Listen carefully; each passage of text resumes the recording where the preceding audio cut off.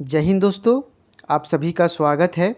आज हम लोग सीजीआई से संबंधित महत्वपूर्ण फैक्ट्स, सीजीआई बनने की प्रक्रिया, इनकी योग्यता, शपथ और कॉलेजियम सिस्टम क्या होता है, इन आदि मुद्दों पे आज हम लोग चर्चा करने वाले हैं। तो आप इस वीडियो के अंत तक बने रहिएगा, अंत तक आपके सारे डाउट्स क्लियर हो जाएंगे। तो चलिए हम बिना देर के इस सेशन को स्टार्ट करते हैं। नियुक्ति की जो प्रक्रिया है, इनको ध्यान से आप सुनिएगा, मैं इसको समझा रहा हूँ।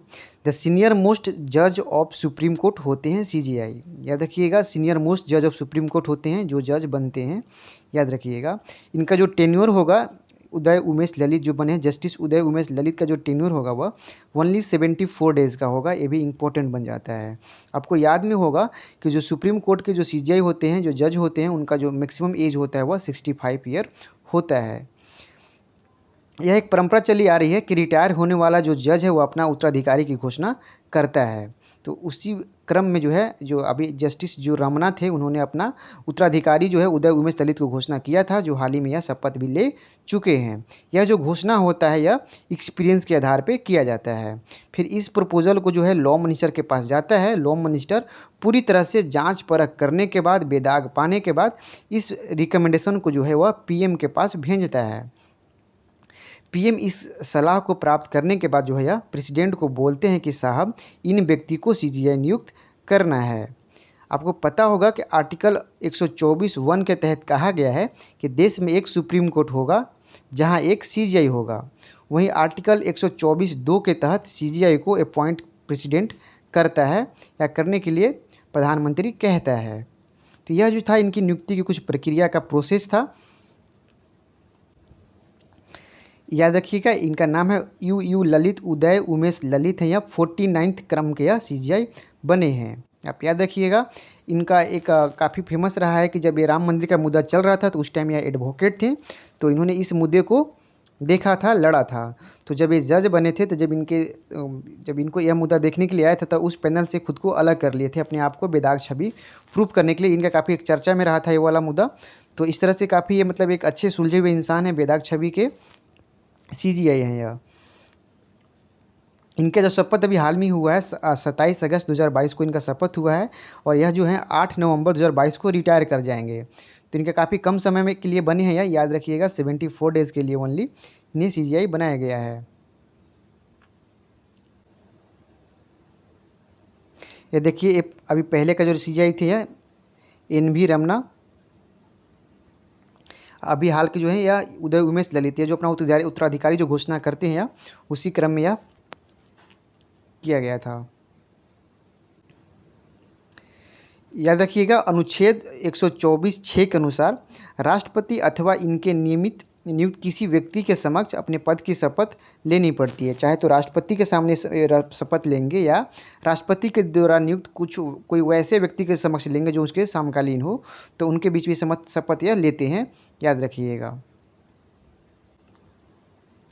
इनकी योग्यता देख लीजिए। किसी एक या अधिक उच्च न्यायालय में लगातार 5 वर्ष तक न्यायाधीश पद पर रहा हो, अथवा लगातार 10 वर्ष से एक या अधिक उच्च न्यायालय में वकालत करता रहा हो, अथवा राष्ट्रपति के दृष्टि में प्रसिद्ध न्यायविद रहा हो। यदि इन क्राइटेरिया को आप फुलफिल करते हैं तो आप सर्वोच्च न्यायालय में न्यायाधीश बनने के लिए योग्य हो जाते हैं। चाहे तो आप 10 साल लगातार वकालत किए हों, या 5 वर्ष तक आप न्यायाधीश के पद पर रहे हों किसी भी उच्च न्यायालय में, तो आप राष्ट्रपति की नज़र में यदि बहुत बड़े आप कानूनविद रहे हैं, तो आप न्यायाधीश बनने के लिए सुप्रीम कोर्ट में योग्य हैं। यही इनकी योग्यता रखी गई है। अब हम लोग देखते हैं कॉलेजियम सिस्टम क्या होता है। देखिए, आप इसको समझिए, भारत में जो कॉलेजियम सिस्टम जो है यह संविधान का ऐसा कोई प्रावधान नहीं है। पहले तो आप इसको याद रखिएगा, कॉलेजियम सिस्टम का कोई प्रावधान जो है संविधान में नहीं दिया गया है। यह कब आया तो सुनिए, 28 अक्टूबर 1998 में 3 जजों के मामले में सुप्रीम कोर्ट के फैसले के जरिए ये प्रभाव में आया था। ठीक है, इसका स्ट्रक्चर को देख लिए। एक सीजीआई होता है सुप्रीम कोर्ट में, और 4 जो होते हैं 4 सीनियर मोस्ट जज ऑफ सुप्रीम कोर्ट। तो कुल मिला के 5 लोग इसमें होते हैं कोलिजियम सिस्टम में। आप याद रखिएगा, एक सीजीआई हो जाएंगे और 4 जो हो जाएंगे, 4 जो होंगे सबसे सीनियर मोस्ट जज ऑफ सुप्रीम कोर्ट। ये 5 लोगों को मिला के कोलिजियम सिस्टम बनता है हमारा। इन्हें फोरम या पैनल बनता है, इन्हें हम कहते हैं फोरम या पैनल, जो भी आप कह लीजिए इनको। इनका काम क्या है? तो इनका काम होता है हाई कोर्ट सुप्रीम कोर्ट में जजों की नियुक्ति करना, ट्रांसफ़र करना, पोस्टिंग का काम होता है। कोलिजियम सिस्टम के इस फोरम पैनल के सिफारिश पर किया जाता है। एक कोलिजियम सिस्टम के सिफारिश पे ही अब बाकी जो हाई कोर्ट और सुप्रीम कोर्ट हो गए, इनके जजों के ट्रांसफ़र, पोस्टिंग आदि जो काम होता है, ये कोलिजियम सिस्टम के द्वारा ही किया जाता है। हाई कोर्ट के कौन जज सुप्रीम कोर्ट में जाएंगे, ये तय करता है, याद रखिएगा। और एक काफ़ी इम्पोर्टेंट बात है कि हाई कोर्ट सरकार और राष्ट्रपति मंत्रिपरिषद पे इस कोलिजियम सिस्टम जो होता है, इनका जो सिफारिश होता है, पूरी तरह से यह बाध्यकारी होता है।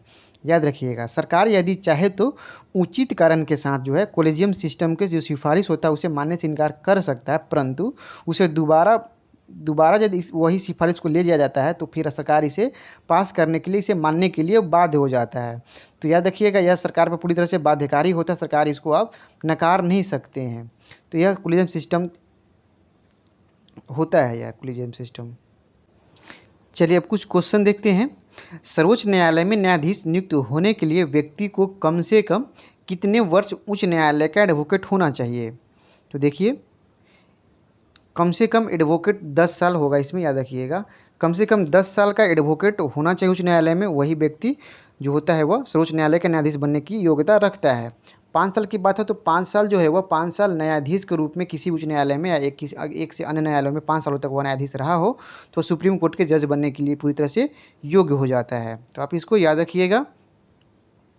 इनका मैक्सिमम जो एज होता है, आप ये भी याद रखिएगा, मैक्सिमम जो एज होता है 65 ईयर होता है। नेक्स्ट क्वेश्चन है, संविधान की व्याख्या करने का अंतिम अधिकार किसे प्राप्त है? संविधान की व्याख्या करने का अंतिम अधिकार किसे प्राप्त है? तो देखिए, इसका राइट आंसर हो जाएगा सर्वोच्च न्यायालय को प्राप्त है। संविधान का जो अंतिम व्याख्या होता है वह समय समय पर सर्वोच्च न्यायालय करता भी आया है और आगे भी करता रहेगा। यदि संसद के द्वारा यदि कोई भी ऐसा कानून पास कर दिया जाता है जिसे हमारा संविधान के अनुरूप नहीं माना जाता है तो उस पर जो होता है अंतिम अधिकार, अंतिम जो अधिकार होता है, सर्वोच्च न्यायालय उस पर विचार कर सकता है, उस निर्णय को भी पूरी तरह से कैंसिल कर सकता है। तो अंतिम जो संविधान को होता है पूरी तरह से व्याख्या करता है, पूरी तरह से संविधान को इंटरप्रेट करके नए नए बातों को उजागर करता है। तो यह जो संविधान में जो है, संविधान का रक्षक के तौर पे भी इसे जाना जाता है, सर्वोच्च न्यायालय को। नेक्स्ट क्वेश्चन है, भारत के सर्वोच्च न्यायालय की पहली महिला मुख्य न्यायाधीश कौन थी? पहली महिला, देखिए पहली महिला पूछ रहा है, इसका राइट आंसर हो जाएगा फातिमा बीबी, पहली महिला न्यायाधीश थी। नेक्स्ट क्वेश्चन है, भारत का मुख्य न्यायाधीश अपना त्यागपत्र किसे देता है?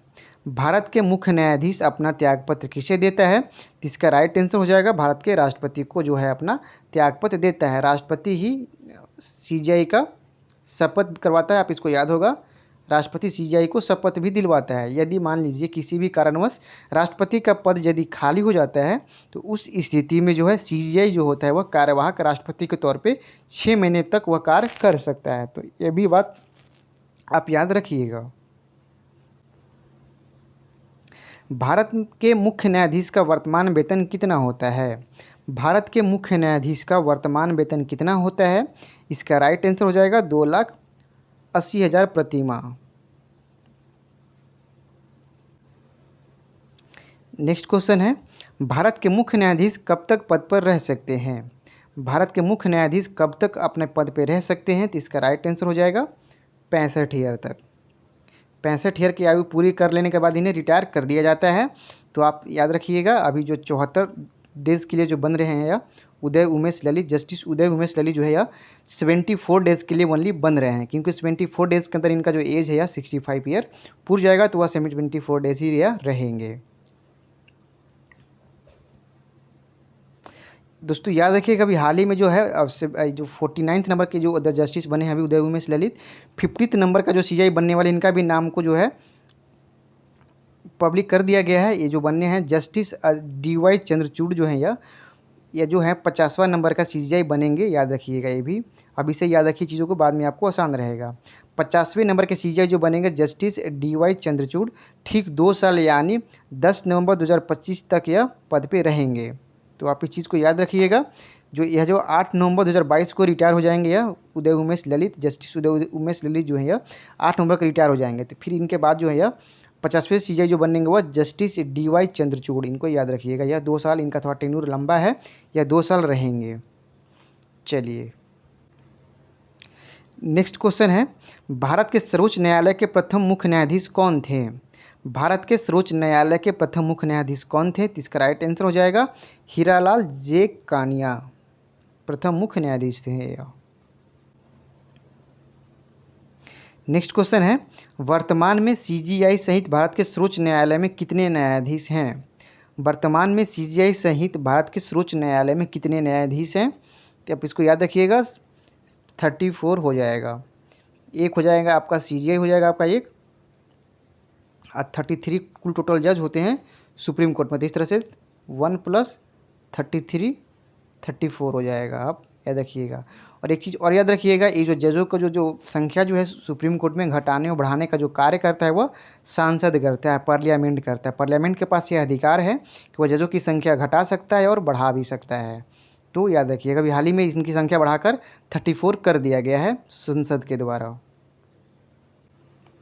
देखिए अभी बताए थे, भारत के संविधान का संरक्षक किसे माना जाता है? तो हो जाएगा सर्वोच्च न्यायालय को जो है संविधान का संरक्षक माना जाता है, सर्वोच्च न्यायालय को। यदि कोई भी संविधान का उल्लंघन करेगा या संविधान के अनुरूप नहीं चलेगा, वहाँ पे सर्वोच्च न्यायालय हावी हो जाएगा, सर्वोच्च न्यायालय वहाँ पे आगे आएगा, क्योंकि संविधान का रक्षक है यह। संविधान का जहाँ भी उल्लंघन होगा वह पालन कराने के लिए वह सर्वोच्च न्यायालय आगे आना ही आना है, इसलिए इसे संरक्षक के तौर पर जाना जाता है सर्वोच्च न्यायालय को। नेक्स्ट क्वेश्चन है, भारतीय न्यायपालिका का अध्यक्ष कौन होता है? इसका राइट आंसर हो जाएगा भारत के मुख्य न्यायाधीश होता है। नेक्स्ट क्वेश्चन है, भारत के सर्वोच्च न्यायालय का गठन कब हुआ था? भारत के सर्वोच्च न्यायालय का गठन कब हुआ था? तो इसका राइट आंसर हो जाएगा 28 जनवरी 1950 को हुआ था गठन सर्वोच्च न्यायालय का। नेक्स्ट क्वेश्चन है, सबसे कम समय तक भारत के मुख्य न्यायाधीश के पद पर कौन रहे? सबसे कम समय तक भारत के मुख्य न्यायाधीश के पद पर कौन रहे हैं? तो इसका राइट आंसर हो जाएगा कमल नारायण सिंह। कमल नारायण सिंह सबसे कम डेज, याद रखिएगा 70 डेज ओनली, 70 डेज ओनली यह सीजीआई पद पे रहे थे कमल नारायण सिंह, याद रखिएगा आप। सबसे कम देख लीजिए तब अधिक भी देख लीजिए, सबसे अधिक समय तक भारत के मुख्य न्यायाधीश के पद पर कौन रहे हैं? तो सबसे अधिक हो जाएंगे आपके यशवंत विष्णु चंद्रचूड़। यशवंत विष्णु चंद्रचूड़, इनको याद रखिएगा 2696 डेज। यह सबसे अधिक दिन तक यह मुख्य न्यायाधीश के पद पे यह रहे हैं यशवंत विष्णु चंद्रचूड़, इनको आप याद रखिएगा। थैंक यू दोस्तों, वीडियो कैसा लगा ज़रूर बताइएगा। Thank you so much. फिर मिलते हैं नेक्स्ट वीडियो में, तब तक के लिए ऑल द बेस्ट।